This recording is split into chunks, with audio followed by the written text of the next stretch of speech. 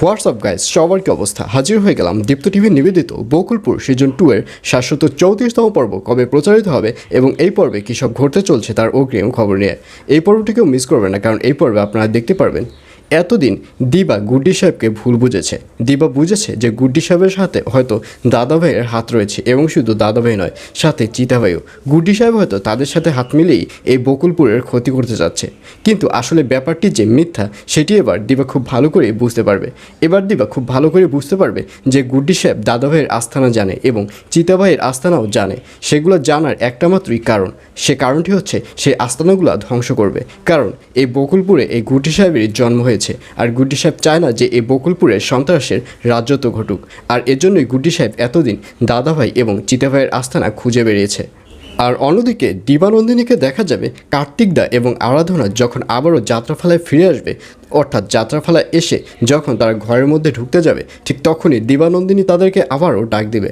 দিবানন্দিনী বলবে, শোনো, তোমরা যাত্রাপালায় এসেছো ভালো কথা, কিন্তু যাত্রাপালায় কিন্তু আমার কথা অনুযায়ী তোমাদের চলতে হবে। আমি যেভাবে বলবো তোমাদের ঠিক সেভাবেই চলতে হবে। ভুলে যেও না, এই যাত্রাপালাটা কিন্তু আমিই চালাই, সুতরাং আমার কথা তোমরা শুনবা, এটাই কিন্তু স্বাভাবিক।